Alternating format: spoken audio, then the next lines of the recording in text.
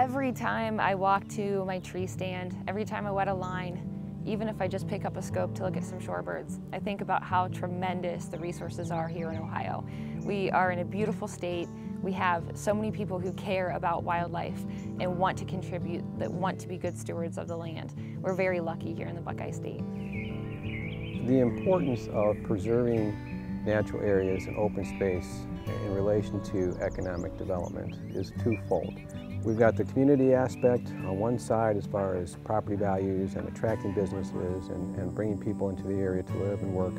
And it's also important, into the future when we talk about things like, flood control, for example, and carbon sequestration and all these other things that hundreds of years out, these natural areas are going to continue to do without us having to do anything. Without us having to invest another dollar, we're going to continue to receive these economic benefits. Outdoor recreation most definitely has tremendous economic impact. There's about 500,000 hunters in the state of Ohio. When it comes to anglers, there's over 1 million. Wildlife watchers, that's about 3.5 million. Between wildlife watchers, hunters, and anglers alone, over $3 billion is contributed to Ohio's local economy.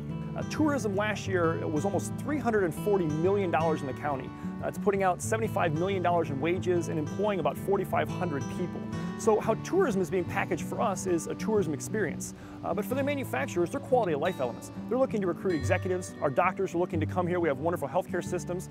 Tourism and our natural assets have really been the turning point for us as we restructure where Ashtabula County is going to head for the next generation.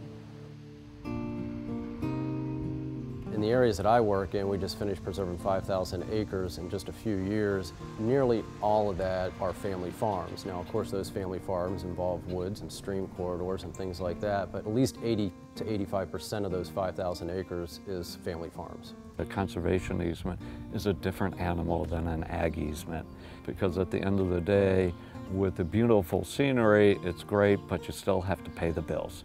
And with the easement that we work with Western Reserve and the state, we feel comfortable that it is a document, that it is an instrument that accomplishes all the end results. It allows the preservation of land, it allows us to continue to farm. Agriculture is the #1 industry in the state of Ohio, and it has been for a long time. It's the #1 industry in most of the counties that we work in that are considered rural or semi-rural counties, even counties like Lorain.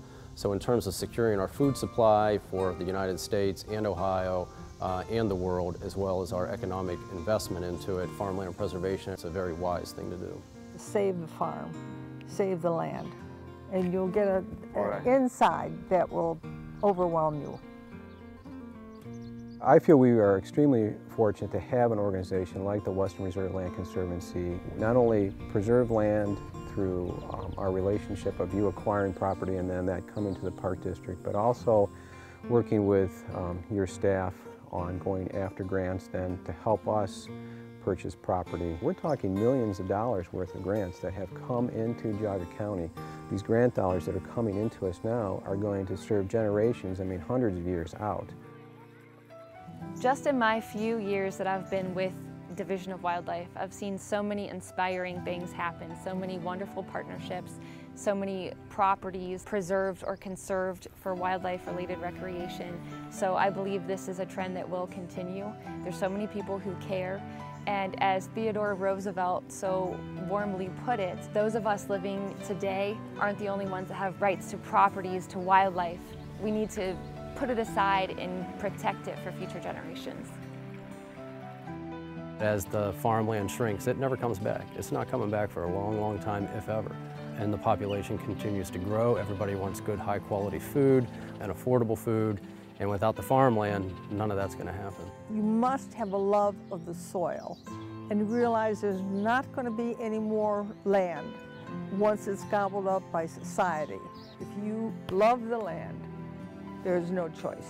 It's a powerful legacy that we can leave to our children, our grandchildren, our great-grandchildren, and those that we'll never meet.